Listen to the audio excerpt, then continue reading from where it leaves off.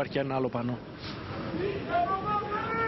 Η ΑΕΛ που πέρα από τον κόσμο της πόλης της έχει κάνει φίλους σε όλο τον ελληνικό χώρο με τις επιτυχίες του στο παρελθόν. Δεν ξεχνάμε ότι παραμένει η μοναδική επαρχιακή ομάδα που έχει κατακτήσει και πρωτάθλημα. Ένα καλό σουτ, καταπληκτικό γκολ.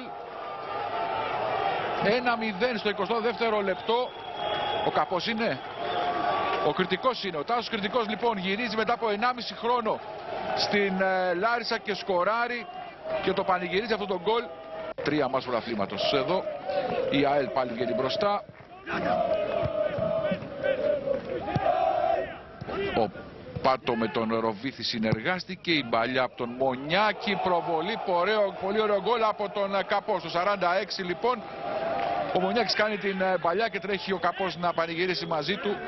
Από τα αποδυτήρια η ΑΕΛ κάνει το 2-0 και ο Μανιές θα βάζει με τους αμυντικούς του.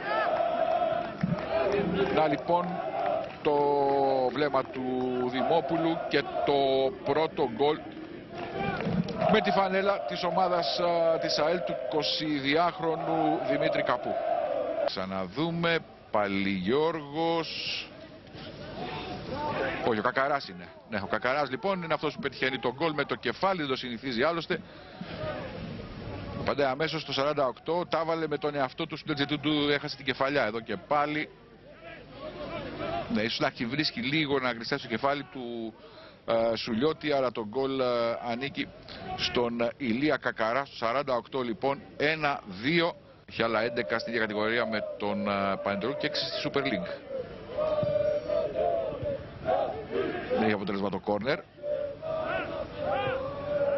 Κρητικός πάει την μπάλα δεξιά. Επιμένει η ΑΕΛ. Ηλικία σέντρα από τον Ροβίθη και το γκολ από την άσχημη έξοδο που έκανε ο Στεριώτης. Το 60 πανηγυρίζει ο στόπερ είναι ο Σουλιώτης. Να λοιπόν ο Δημήτρης Σουλιώτης, το δεύτερο του παιχνίδι για το κύπελλο Ελλάδος, θα έχει τελείως διαφορετικά συναισθήματα μετά την περσινή τα 8-0 με τη φανέλα του Τρινάβου από τον Ολυμπιακό. Ο Στεριώτης απογοητεύεται.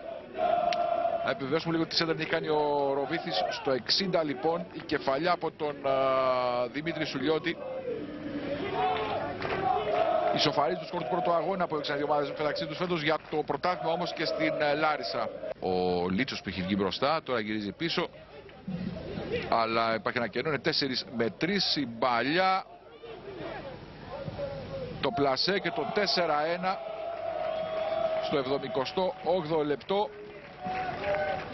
Ντόστανιτς, νομίζω ότι είναι ο Καπός πάλι. Ο Καπός είναι λοιπόν στο 78ο λεπτό.